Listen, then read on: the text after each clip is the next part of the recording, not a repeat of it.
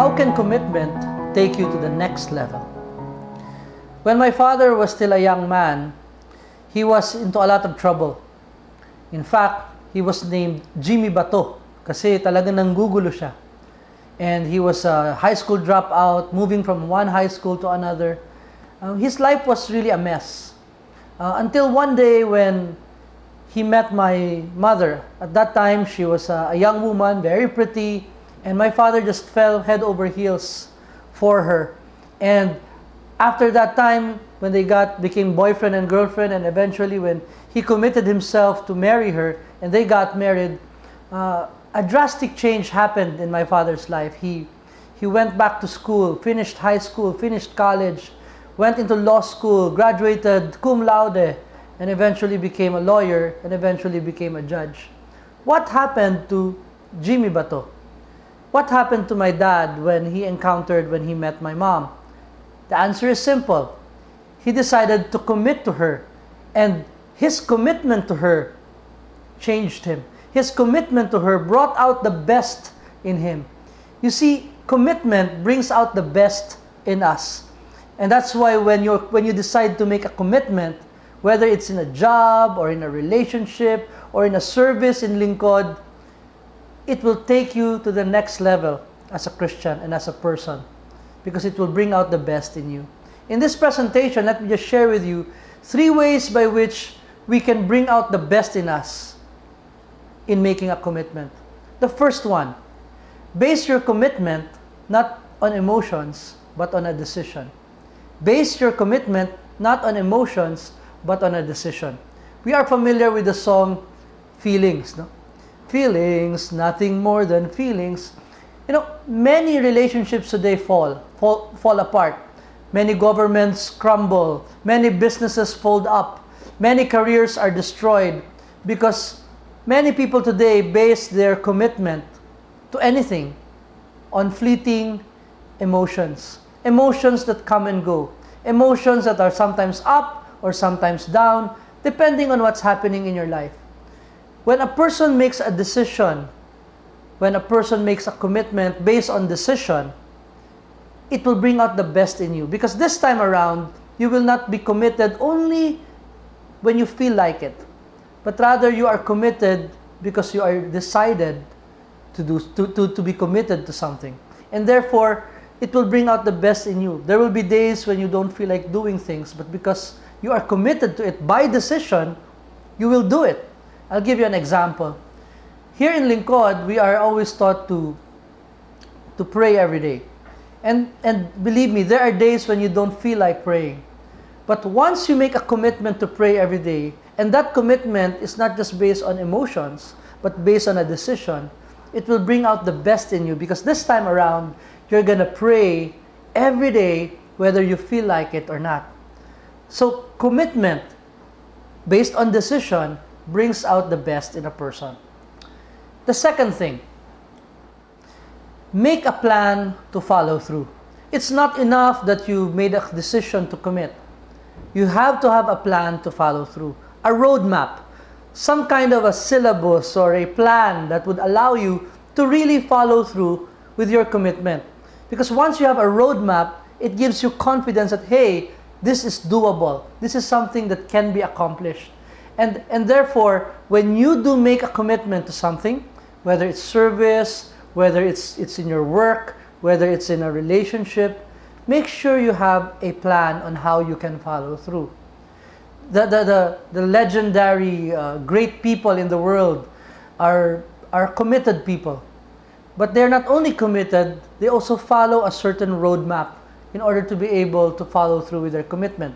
Take, for example, NBA superstar legend Larry Bird. The legend goes that Larry Bird was so committed to becoming the best basketball player that he can be, that he made a plan. And one of his plans was this. He will shoot 500 free throws a day. Can you imagine? 500 free throws a day. That's his plan. And he followed it every day, 500 free throws every day. And he got so good that one time he was cast in a commercial, and in that commercial, the instruction of the director was for him to shoot free throws and miss them.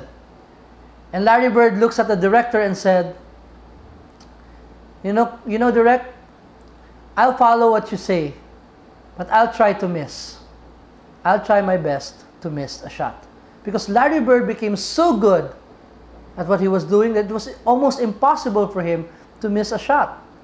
That's what happens when your commitment is backed up by a plan to follow through. Here in Lingkod, we are always taught to pray every day, as I said. And sometimes, when you do make that commitment to pray every day, you don't have a plan on how to back it up. I remember somebody I was helping before. The first thing I did was to ask him, what's your first step? And he said, well, I'll try to look for a place where I can pray. And I said, maybe that's not your first step. Maybe the first step is to get a copy of a prayer guide or a scripture guide, or probably even a Bible. Because even if you want to follow through, if you don't have a Bible, how can you pray?